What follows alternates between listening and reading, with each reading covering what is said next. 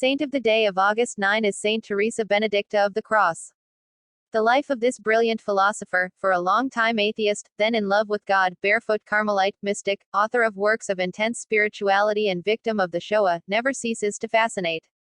The existential pilgrimage of Saint Teresa Benedicta of the Cross, born Edith Stein, 1891–1942, proclaimed co-patroness of Europe by John Paul II, contains much of the dramatic history of the 20th century, with its failures and contradictions.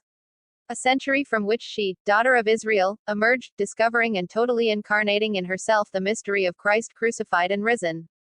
Edith was born on 12 October 1891 in Breslau, then on German territory, to parents of Jewish origin.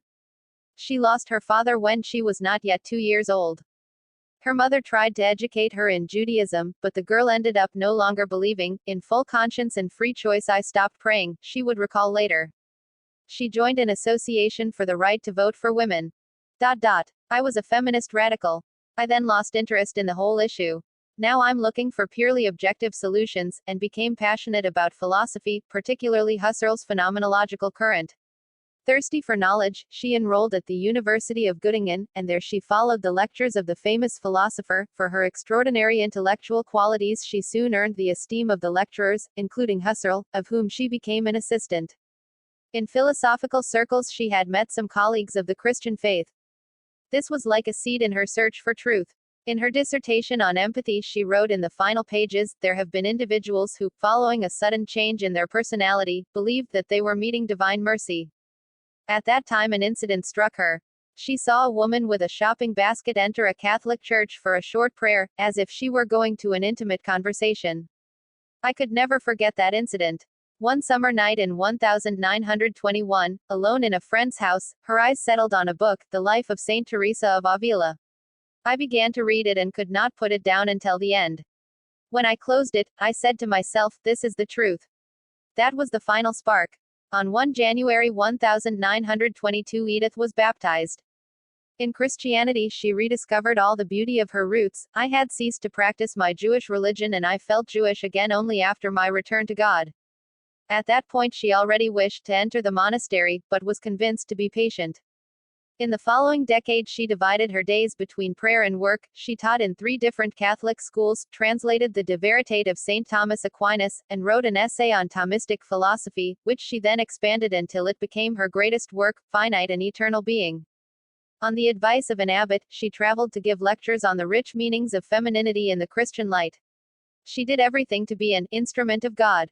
These are the words of a beautiful prayer of hers: Lord, give me everything that leads me to Thee. Lord, take all that distracts me from Thee. Lord, take me from myself and give me all that leads me to Thee. These are 3 graces, of which the last, the greatest, contains the other 2. We pray to receive them.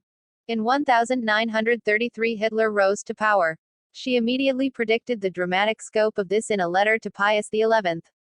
That year, in June, she received a yes to admission among the Carmelites. Edith, who had long meditated on the Passion of Jesus and the sorrows of Mary, then took the name of Teresa Benedicta of the Cross, almost a prophecy about her life. In 1938 she made her perpetual profession of obedience, poverty and chastity. As Nazism revealed its face, she thought of a woman from the scriptures. I think of Queen Esther, who was chosen to intercede before the king for her people. I am a little Esther, poor and powerless, but the king who chose me is infinitely great and merciful. And this is a great consolation. On December 31, 1938, to protect her from persecution, her superiors moved her and her sister Rosa, also a convert, to the Carmelite monastery in Echt, Netherlands. But the Nazis, in retaliation for her message read by the Dutch bishops in all the churches, captured her and Rosa anyway. It was August 2, 1942. Come, let us go for our people, Teresa said to Rosa.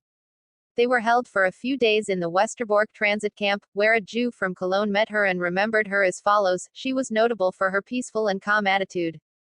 The cries, the moans, the anguished overexcitement of the newcomers were indescribable. Sister Teresa Benedicta went among the women like a consoling angel, calming some, caring for others. She took care of the little children, washed them, combed their hair, and provided them with the necessary nourishment and care. All the time she was at the camp she dispensed around her such charitable help that I am in awe when I think about it. She was then transferred with her sister to Auschwitz, where she died in the gas chambers on 9 August.